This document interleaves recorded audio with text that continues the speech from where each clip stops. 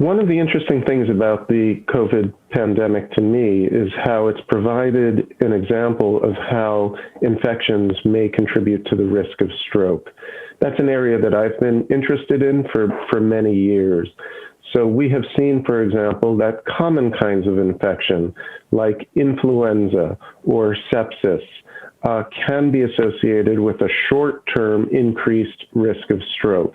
In other words, for a period of weeks or months after somebody has the flu, there may be an increased risk of cerebrovascular disease. That may be driven by the acute inflammatory response, and the inflammatory response is related to the coagulation system. There's a phenomenon called thromboinflammation. So when there's increased activation of inflammation, there's an increased tendency to form blood clots, for example.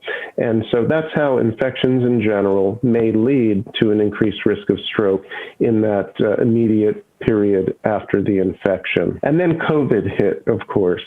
And we've seen after COVID infection, particularly in people who are sick and in the hospital, an increased risk of stroke.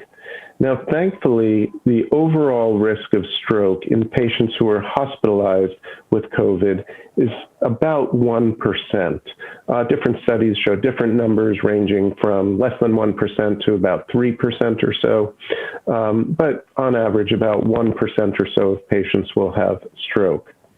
In fact, the American Heart Association set up a registry also based on the infrastructure of the Get With the Guidelines registry, but this one was focused specifically on people hospitalized with COVID. So the starting point to get into that registry was hospitalization for COVID, and then people were followed throughout the hospitalization to see whether they had an increased risk of stroke, cardiac disease, and other thrombotic and other events. And that study showed that about 1% or so of patients had stroke during their hospitalization for COVID.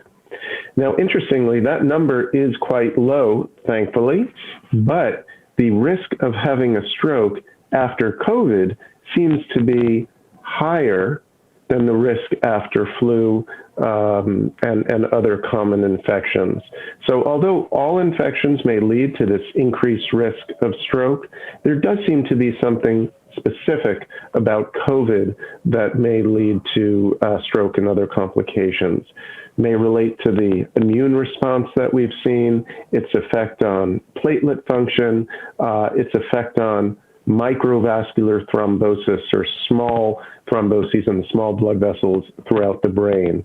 So this is something that we're still learning a lot about, and very quickly people began to treat patients who were admitted with COVID with blood-thinning medications like aspirin, or in some cases heparin, or other anticoagulants to prevent strokes in patients with COVID. In my mind, the COVID pandemic, for all the horror and death and destruction that it's brought, it is in a sense providing a model for this issue of how infections may lead to stroke and cerebrovascular outcomes. Now, of course, we're learning even more about how COVID may lead not only to strokes, but may have more delayed neurological presentations as well. Some patients seem to have cognitive difficulties, what's often been called brain fog in the lay press, for example. People may have difficulties with concentration and attention and multitasking, and we're just beginning to understand the precise contours of that syndrome. There have even been reports of people who develop psychiatric problems, including psychosis, and in some rare instances, people have become suicidal, potentially as a result of COVID infection. So there's much more to learn about this. The disease itself is only a year old, and so I think we're going to learn much more about this in the coming years. And so I've also been interested in the question of how having a stroke can accelerate the normal neurodegenerative process that occurs in all of us as we age. So there's evidence that stroke can lead to immune changes in the brain that may accelerate the degenerative process. And interestingly, there's evidence that having an infection at the time of stroke may make that process even worse. Infections occur commonly after stroke. People develop urinary tract infections, they may develop pneumonia, they may have bed sores that can become infected. And so we frequently see infections in people when they've had a stroke. And the evidence now suggests that having an infection on top of a stroke may accelerate the immune reaction that leads to further neurodegeneration. So infections can play a role in cerebrovascular disease in multiple ways.